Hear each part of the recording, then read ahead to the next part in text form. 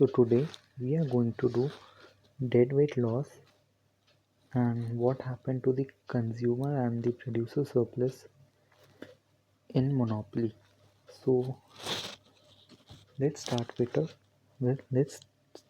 a competitive firm case. We know that the competitive firm operates where P equals to MC, where the price is equals to MC. But the monopoly operates where marginal revenue is more than equals to MC, or marginal revenue can be written as price. Price should be more than the marginal cost. Now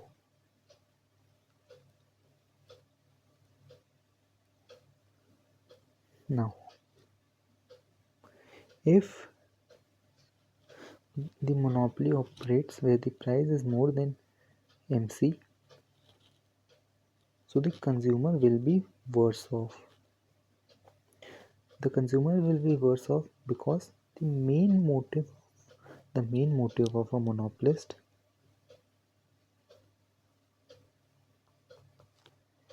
is to earn profits.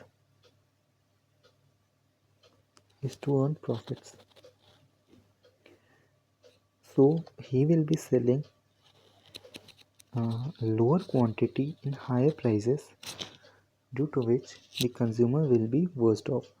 Let me show you this with the help of the graph.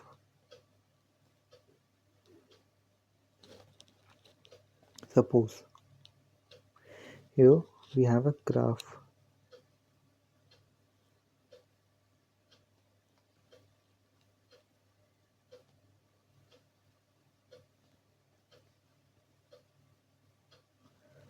This is AR, this is MR, and this is the marginal cost curve. Now we know that the competitive firm operates where price is equals to MC. So where the MC and the AR curve intersect, we determine the equilibrium output for the competitive firm and the equilibrium output for the monopolistic firm. Wait, so I am using blue color for the competitive firm. So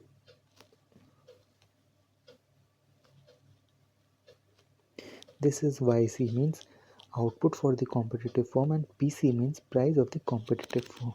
Now here we will see the condition where monopoly operates. So I am using red one for the monopolist. So monopoly operates where the MR curve intersects the MC curve. Here we get the equilibrium output and equilibrium price.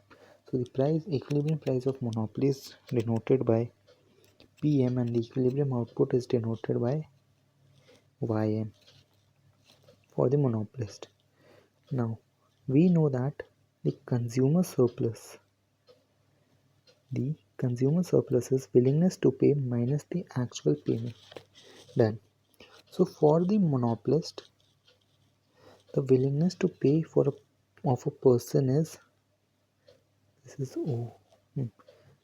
OA. The person is willing to pay OA minus when monopolist enters the market. So the price at which he is selling is PM. So the actual payment that the consumer do is OPM, and the willingness to pay of the consumer is OA. So we will minus this and we will be left with an area of, we will be left with the shaded area in blue color, which is this triangle.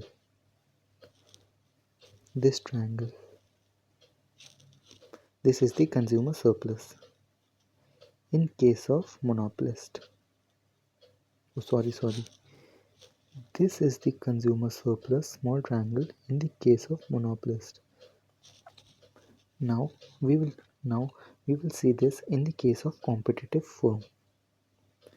Now we know that the consumer willingness to pay is same as OA, but he is paying OPC. If the market, if competitive firms are in the market, he will pay OPC. If he minus O, so what is the consumer surplus? Consumer surplus is willingness to pay. Willingness to pay is OA minus the actual payment done. The actual payment when to the competitive firm is OPC. So we will be left with this red triangle. This red triangle.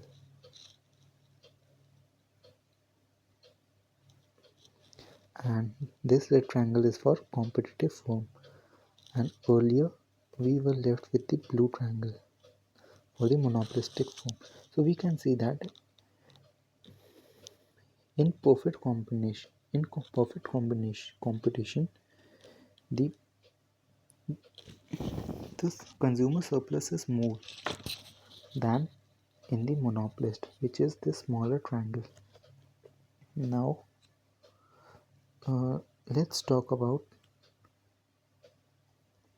the producer surplus. For the producer surplus, we have to revisit the previous graph. So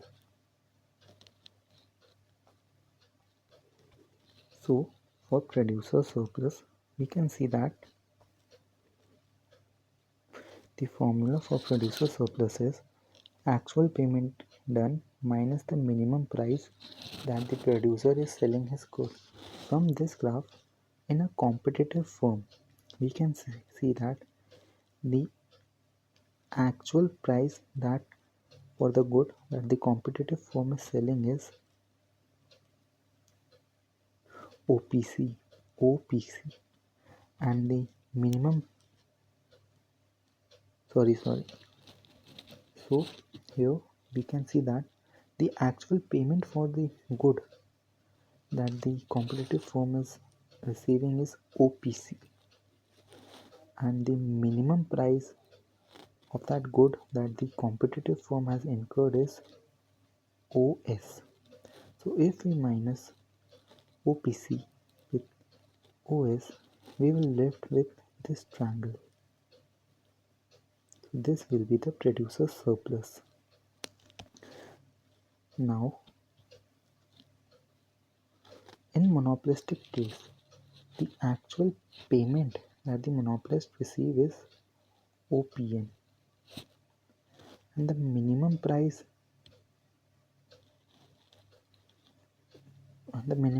of the good is OS. So this would be the producer surplus area.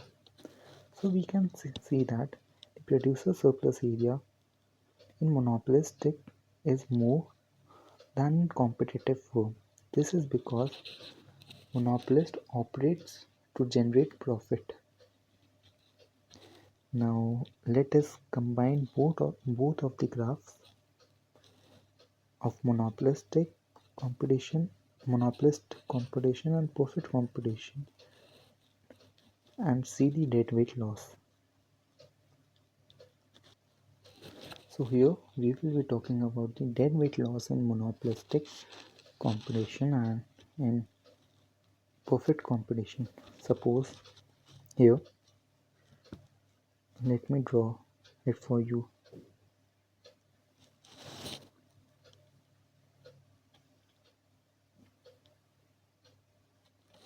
So this is the AR curve, which is also known as the demand curve. This is the marginal revenue curve, and this is the marginal cost curve, which is also known as supply curve. Just remember that in monopolist competition, there is no supply curve. Here we have considered marginal curve as the supply curve.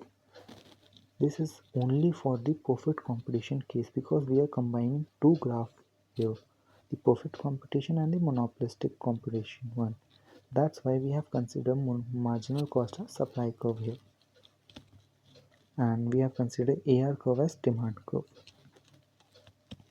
Now I am depicting the perfect competition case with a red color. So earlier I told you that where the MC curve, which is generally the supply curve, intersects the AR curve, which is the demand curve, we get the equilibrium output. We get the equilibrium output or perfect competition. The equilibrium output that we attain for perfect competition is YC and at price PC. Now, let me draw for the monopolistic competition. So for a monopolistic competition, we know that marginal revenue should be equals to marginal cost or should be more than equals to marginal cost. So if where the so the point where the marginal cost curve intersects the marginal revenue curve, there we get the equilibrium output and the equilibrium quantity. So PM is the equilibrium price and YM is the equilibrium output for monopolist. Now we will draw average cost curve. We know that for producing a good, the producer might incur a cost. So we will draw average cost curve there.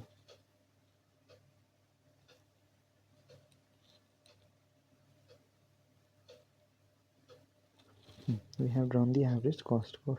Now we will find the deadweight loss. So in the case of perfect competition, we can see that the consumer surplus is this area. But in the case of monopolistic competition, we could see that the consumer surplus has been reduced to this much area. So we are left with this shaded area. Okay. So this is the deadweight loss that the consumer have incurred when the monopolist have entered the market, because the goal of the monopolist is profit maximization and he operates on the willingness to pay. So now let me show you. Suppose at perfect competition, the output produced was much more than the output produced by the economist, by the monopolist, and the price was much lesser than the monopolist. Now what happens is, when the monopolist enters, he produces less output than the competitive firm and sell it at higher prices, which will reduce the consumer surplus because now consumers are buying at higher prices. So this area is vanished.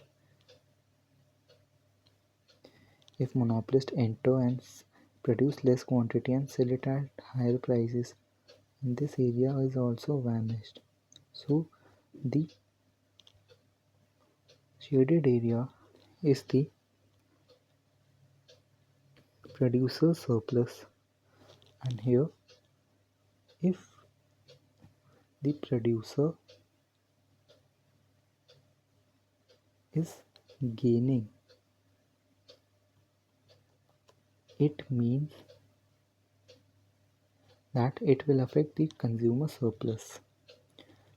So if there's a profit for the producer, which means that the consumer surplus is getting less. So now in the monopolistic case the consumer surplus is this, but in the perfect competition case it was this. So this is the concept of deadweight loss. I hope you I hope you must have understood this.